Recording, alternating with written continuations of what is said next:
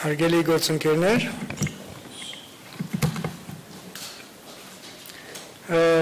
շատ ուրախ եմ այսօր ողջունել իմ գործընկերոջը, ԵԱԿ գործող նախագահ եւ Սլովակիայի արտգործնախարար Միրոսլավ Լայչակին։ Մեր արդյունավետ համագործակցությունը սկսել է տարիներ առաջ, երբ պարոն Լայչակը ՄԱԿ-ում գլխավոր ասամբլեայում նախագահում էր գլխավոր ասամբլեան եւ մենք ողջունում ենք եւս մեկ անգամ շնորհավորում եմ պարոն Լայչակ շատ հաջող նախագահության համար եւ այս նոր կարգավիճակում սա մեր արդեն 4-րդ հանդիպումն է եւ իրապես ուրախ եմ որ այս անգամ տեղի ունենում այստեղ Երևանում Հայաստանում Հատկանշական է որ վերջին 3 տարում սա ԵԱԿ գործող նախագահի առաջին այցն է տարածաշրջան Սա կարևոր քաղաքական ազդակ է այն պայմաններում, երբ կազմակերպության կոնսենսուսի սկզբունքի չարաշահման արդյունքում տարածաշրջանում փակվել են ԵԱԿ դաշտային առաքելությունները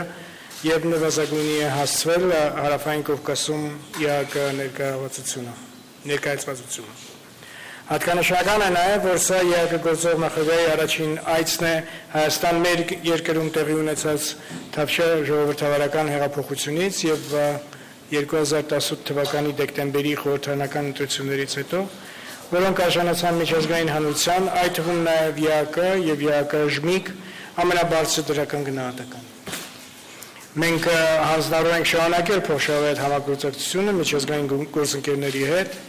ուղղված Հայաստանում ժողովրդավարական բարեփոխումների խթանման ու մեր ձեռքբերումների ամրապնդմանը։ Հարգելի գործընկերներ, Հայաստանը պատրաստական է համագործակցել ԵԱԿ Սլովակիան նախագահության հետ բոլոր 3 հարթություններում կազմակերպության օրակարգի հրատապ հարցերի շուրջ երկխոսությունը խթանելու ուղղությամբ։ Հայաստանը աջակցում է կազմակերպությունում Սլովակիայի նախագահության առաջնահերթություններին հակամարտությունների հասցեագրման, անվտանգ ապագայի կառուցման եւ արդյունավետ բազմակողմ դիվանագիտության վերաբերյալ։ Ես առավել ողջունում եմ պարոն Լայչակ ձեր նախագահության այն գերակայությունը, որ դուք տալիս եք մարդկանց, որպես ԵԱԿ գործունեության կիզակետ, որպես ամենակարևոր հարթ մարդը կենտրոնում է ԵԱԿ գործունեության եւ մեր համագործակցության։ Ինչպես իր հարցազրույցներից մեկում նշել էր իմ գործընկերը, ԵԱԿ-ն իրապես տարածաշրջանում ապրող մարդկանց մասին է։ Մարդկանց, որոնք արժանի են խաղաղ եւ անվտանգ ապրելու հնարավորության։ Մենք լիովին կիսում ենք այս մոտեցումը, հակամարտությունների կարգավորման համար անհրաժեշտ հիմք է հանդիսանում դրանցից տուժած մարդկանց կարիքները, իրավունքները եւ կամքը հաշվի առնելը։ ԵԱԿ տարածաշրջանում չեն կարող լինել գորշ գոտիներ, որոնք շարունակում են անհասանելի մնալ մարդու իրավունքներով զբաղվող միջազգային կառույցների համար։ Հիմնարար ազատությունները համընդհանուր են եւ տարածվում են բոլոր մարդկանց վրա առանց որևէ բացառության։ Այս սկզբունքը հավասարապես տարածվում է նաեւ Լեռնային Ղարաբաղի ժողովրդի վրա։ Այս առումով կցանկանայի հատուկ շեշտել քաղաքացիական հասարակության ակտիվ ներգրավվածության կարևորությունը ԵԱԿ շրջանակներում իրականացվող համագործակցությանը։ Հայաստանը մշտապես կարևորել է ԵԱԿ ողջ տարածքից, այդ թվում հակամարտության գոտիներից քաղաքացիական հասարակության ներկայացուցիչների անարգել մասնակցությունը ԵԱԿ մարդկային հարթության միջոցառումներին։ Մենք ողջունում ենք ԵԱԿ բարձր գնահատականը Հայաստանի քաղաքացիական հասարակության գործունեությանը, որը կարևոր դերակատարում ունի մեր երկրում տեղի ունեցած ժողովրդավարական առնչատացի գործում։ Իմ զրուցակցի հետ բնականաբար անդրադարձանք նաև ԵԱԿ գործունեության արդյունավետության բարձրացման ուղղված քայլերին եւ կազմակերպության արչեւ ծառայած մարտահրավերները համագործակցային ոգով հասցեագրելու անհրաժեշտությանը։ Բազմակողմ դիվանագիտությունը ԵԱԿ շրջանակներում կարևոր նշանակություն ունի տարածաշրջանում անվտանգության եւ խաղաղության ամրապնդման համար։ Այդ առումով կարևորում ենք մասնակից պետությունների կողմից կառուցողական երկխոսությունը, ԵԱԿ լայն գործիքակազմի օգտագործման համար անհրաժեշտ կամքի ցուցաբերումը եւ այդ հարցում ԵԱԿ գործող նախագահության աջակցությունը։ Քննարկել ենք նաև ԵԱԿ ռազմաքաղաքական հարթությանը վերաբերող հարցեր, տարածաշրջանում մարդկանց անվտանգ ապագայի ապահովման համար անհրաժեշտ է անվերապահորեն եւ առանց քաղաքական նախապայմանների հավատարիմ մնալ անվտանգության եւ վստահության ամրապնդման միջոցառումների ու սովորական սպառազինությունների վերահսկման արկա ռեժիմներին եւ բացառել ապականացնող ռազմական շինարարությունը, ինչպես նաեւ զերծ մնալ այնպիսի գործողություններից, որոնք խրախուսում են սպառազինությունների մրցավազքը։ Մենք կիսում ենք նախագահության մոտեցումները լավ կառավարման, նորարարության, կայուն զարգացման ոլորտում համագործակցության խթանման, անհանդուրժողականության եւ խտրականության դեմ պայքարի, արմատականացման եւ ծառայականության խնդրի հասցեագրման վերաբերյալ։ Քանի որ սա 4-րդ հանդիպումն է մեր, իմ գործընկերը քաջատեղյակ է Լեռնային Ղարաբաղի հակամարտության խաղաղ կարգավորման գործընթացում Հայաստանի դիրքորոշմանը։ Ես վերահաստատեցի Հայաստանի աջակցությունը եւ հանձնառությունը ԵԱԿ Մինսկի խմբի համանախագահության հովանու ներքո հիմնարարցի բացառապես խաղաղ կարգավորմանը, հիմնված միջազգային իրավունքի հիմնարար սկզբունքների,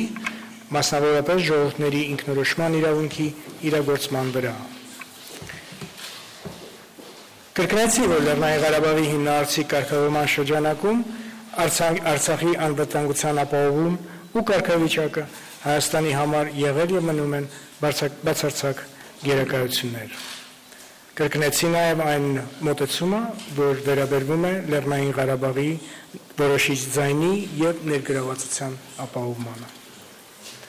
Լեռնային Ղարաբաղի հիմնախնդրի առանցքում ընկած է Արցախի ժողովրդի մարդու իրավունքների եւ հիմնարար ազատությունների, սեփական հայրենիքում իր ճակատագիրն ազատ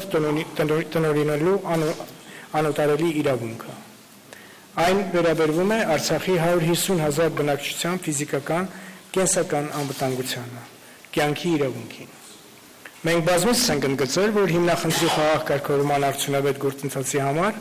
առանցքային նշանակություն ունի խաղաղության համար նպաստավոր մթնոլորտի ձևավորումը, ռիսկերի նվազեցման եւ միջադեպերի կանխարգելման մեխանիզմների ու վստահության ամրապնդման միջոցառումների ներդրումը, ինչպես դա ամրագրվել է Դուշանբեի հանդիպման,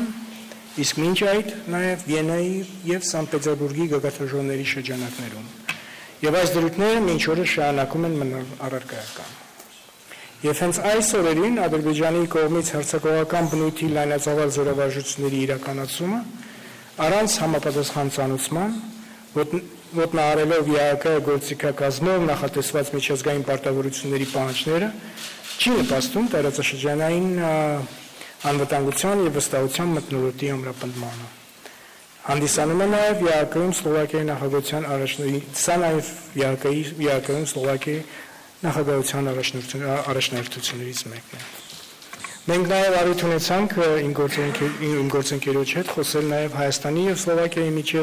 երկկողմ հարաբերություններին վերաբերող հարցեր։ Մենք ունենք բավական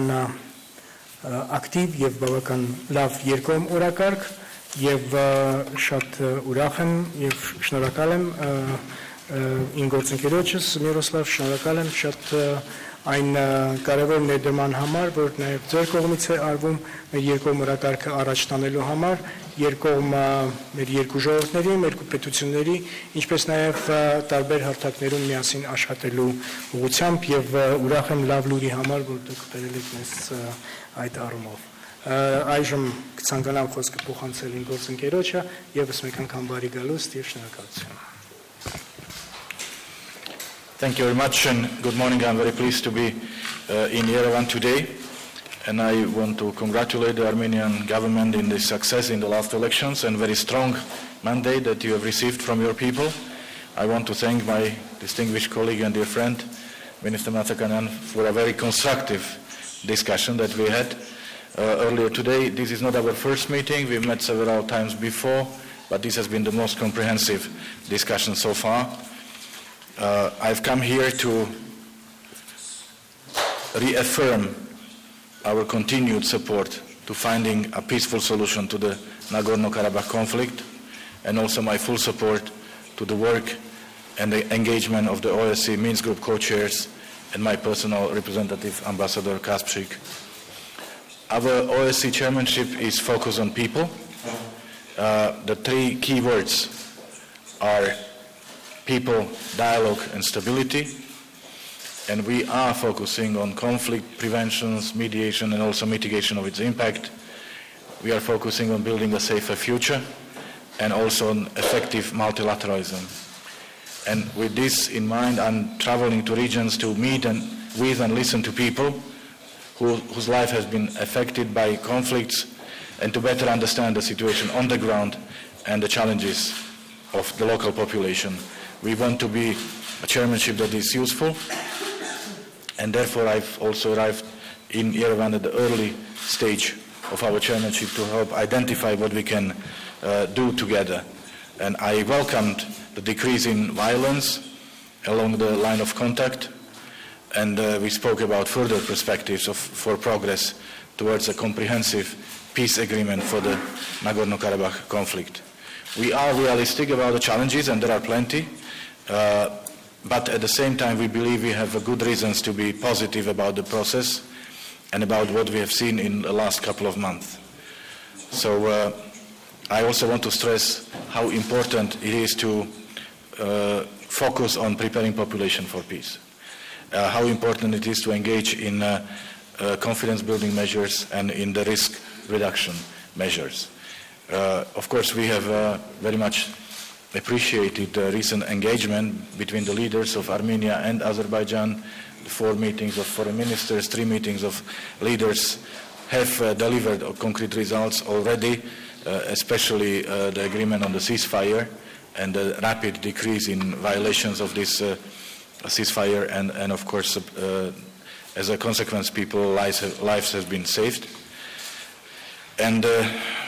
we understand that obviously the conflict has not been resolved yet, but we believe that step-by-step approach through continuous and increasing dialogue,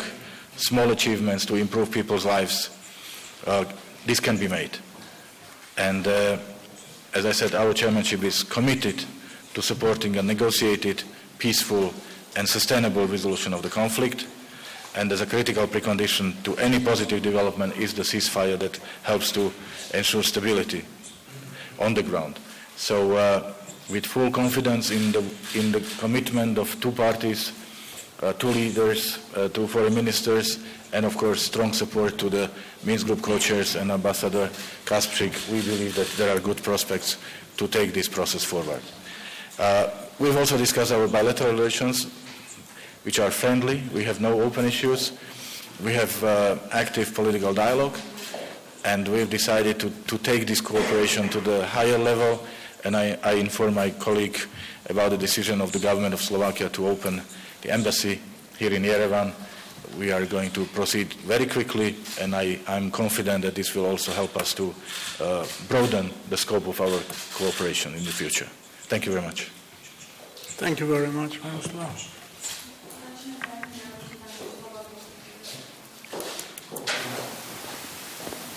Hi, my name is Ivan Janko. I'm from Slovak National Television. So, in real, how is the actual relationships between Azerbaijan and Armenia? And if we're talking about some official summit between leaders from Yerevan and Baku, is we talking about the near future or some other date? And what about the place? Bratislava be a good place for this, no? The place for the meeting, the Bratislava be a good place. Well, I absolutely will not challenge your point about Bratislava being a very good place for all kinds of engagements, for pleasurable visits and for formal work. On this matter, yes, we have reiterated our commitment to continue working within the OSCE Minsk Group co-chairmanship, and I think we have already demonstrated our seriousness of purpose. Since May 2018, we have been very active in re-engagement. There have been, my colleague Miroslav has also recalled the number of meetings we had at the level of foreign ministers. the meetings that took place at the level of the leaders of our countries. You know that during these meetings we have elaborated on the positions and on the understanding of each other. So this dynamic is very important. We very much support, we absolutely support the OSCE Minsk Group Co-Chairmanship as the format within which our work is taking place. And with that rationale, we are working to the next phases. You know that we have been very elaborate about certain positions and our approaches. And we are moving towards such new phases of meetings and negotiations in a constructive spirit. On the specifics of the meeting, of course, there is such important culture of work that we coordinate very carefully with the co-chairs of the OSCE Minsk Group Co-Chairmanship, and then announce the meeting in a synchronized way. So with your indulgence, I will ask you for some patience. If we come to the point when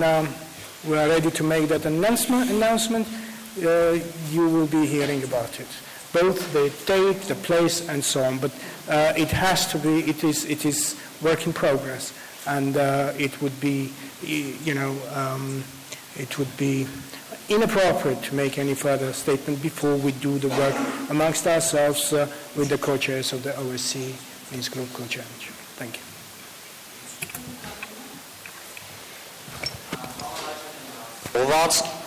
Պարոն Լայչակին է հարցը սովված, դուք հանդիսանում եք ԵԱԿ նախագահ եւ հանդես եք գալիս կոչով խաղաղության տարածաշրջանում, բայց նաեւ Սլովակիայի արտգործնախարարն եք, որի սպառազինությունը հայտնվում է Ադրբեջանում առանց վերջնական օգտագործման փաստաթղթում նշվելու։ Եվ դրանով այդ սպառազինությունը նաեւ նպաստում է սպառազինությունների մրցավազքին տարածաշրջանում։ Եվ կարծես թե քայլեր այդ վերջնական հասցեատիրոջը պարզելու ուղղությամբ չեն կատարվում, դուք որպես ԵԱԿ գործող նախագահ եւ որպես արտգործնախարար Սլովակիայի ինչ քայլեր եք պատրաստում ձեռնարկել այդ ուղղությամբ։ Շնորհակալություն։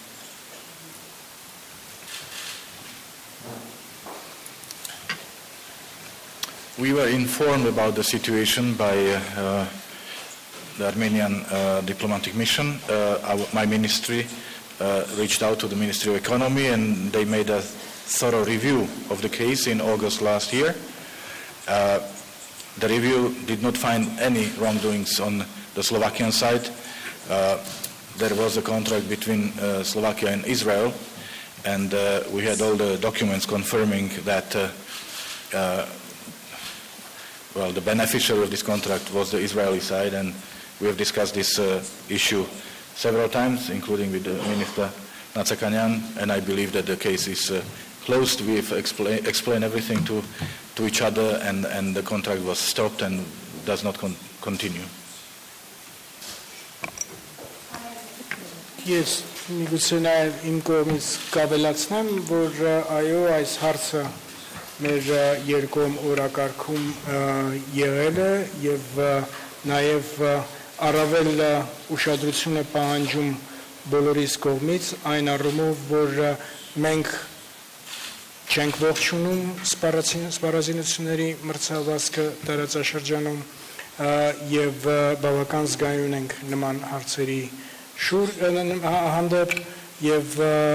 շնորհակալ եմ իմ գործընկերոջը Միրոսլավին, որ մենք կարողացել ենք ներգրավել նման երկխոսության մեջ եւ մեր նաեւ որ զգայունությունը բարձրացնել նման խնդիրների հանդեպ, որպեսզի նաեւ ներդրում ունենանք այն գործում, որը վերաբերվում է սպառազինությունների մրցավազքը կանխարգելելը։ Սա եղել եւ կա մեր օրակարգում, որպես ոչ միայն այս կոնկրետ դեպքին վերաբերող, այլ ավելի լայն կոնտեքստում աշխատելու միասին երկկողմ մակարդակով, ավելի լայն մակարդակով, որպեսզի մենք կարողանանք զգայուն լինել նման իրավիճակներում։ Շնորհակալություն։ Եվ շնորհակալ եմ Միրոսլավին, որ ինքը բավական ակտիվ ներգրավեց այս հարցում, որպեսզի մենք կարողանանք անդրադառնալ եւ հասկանալ խնդիրը այս հարցի կապակցությամբ։ Մերսի։ Շնորհակալություն։ Հանրային հեռուստատեսություն, պարոն Լայչակ, ես մեջբերեմ Հայաստանի իշխանության հնչեցրած դիրքորոշումը, որ Լեռնային Ղարաբաղի հակամարտության լուծման հարցում միջազգային հանրությունը ներկայացված է իդեմս Մինսկի խմբի, Հայաստանը ներկայացված է իդեմս Հայաստանի վարչապետի, Ադրբեջանը ներկայացված է իդեմս Ադրբեջանի նախագահի, ձեր կարծիքով ով եւ ինչպես պետք է ներկայացնի Լեռնային Ղարաբաղի բնակչությունը։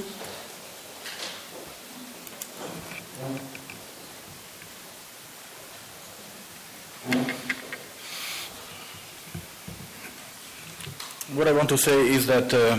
we have a process. This process has its tradition, and this process has delivered concrete results. And it is, of course, for the government of Armenia to define the modalities, but any possible change to the format of the talks would need to be acceptable to all parties. And we have dedicated sufficient amount of time discussing these issues, and I believe that the Armenian government has a good formula for the continuation of the talks within the format, within the existing format.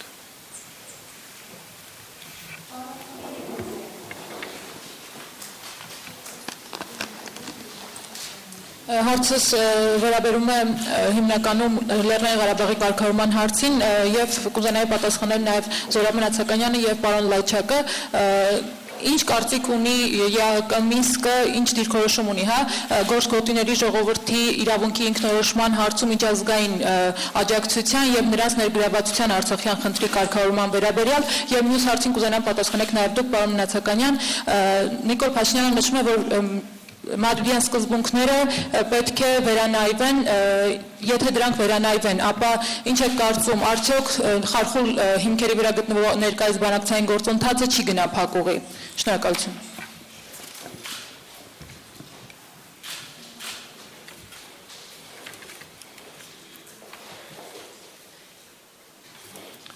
Well, I don't want to speak on behalf of the Minsk Group co-chairs. They are able to do it themselves. And they are very eloquent and very clear in this. As a foreign minister of Slovakia, I want to say that there are three internationally recognized important principles: territorial integrity, right to self-determination, and no violence or no use of force. And it is very important to find the solution of any problem or conflict while respecting these principles. It is always a problematic when these principles are either ignored or in conflict. And this is also the architecture on which the seeking for the peaceful solution of Nagorno-Karabakh is sought.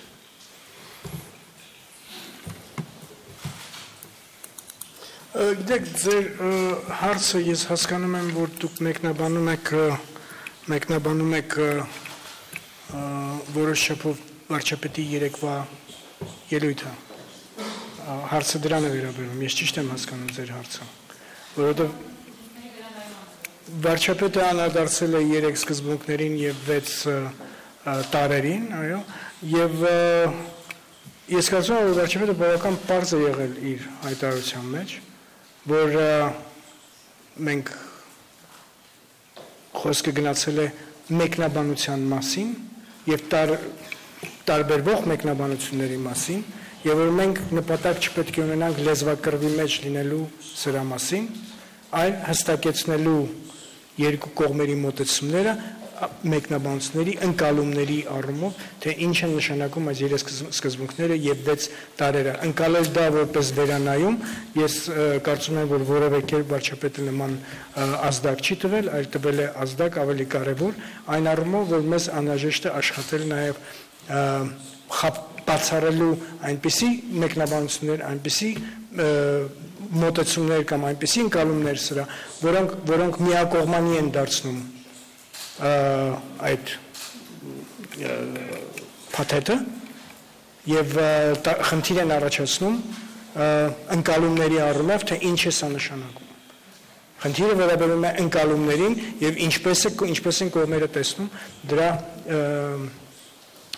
որքանով մոտ են կողմերի ընկալումները այս փաթեթին Սա էր վարչապետը կարծում եմ որ բավական հստակ անդրադարձել է դրան եւ շատ դժվար է որևէ բան ավելացնելը հույսով եմ որ կկարողանանք եւս մեկ անգամ ընթերցել եւ հասկանալ որ մեր հիմնական շեշտադրումը վերաբերվում է նրան թե որքանով են տարաձայնությունները հնարավոր բացառել եւ բացառել լեզվակռիվները այս փաթեթի առնչությամբ Господин Лайчак. Можно на русском? Можно, да. Спасибо большое. Меня зовут Марьям Левина, представляю информационное агентство «Ньюс.АМ». Вопрос следующий. Вот вы очень правильно заметили, что политика должна быть, целью, мишенью политики должен быть человек. В этом контексте хотели бы вы поехать в Карабах и просто посмотреть, что думают люди, как они живут, чем они живут? Спасибо. Я готов сделать все, чтобы быть полезным и чтобы помочь найти решение этого конфликта. И что касается конкретных шагов, я полностью доверяю сопредседателям Минской группы и господину послу Касприку, так что все, что я делаю в тесной, узкой координации с ними.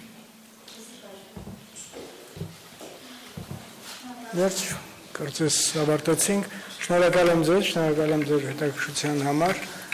եւ սրանով կարծես ավարտում ենք Thank you very much. Thank you.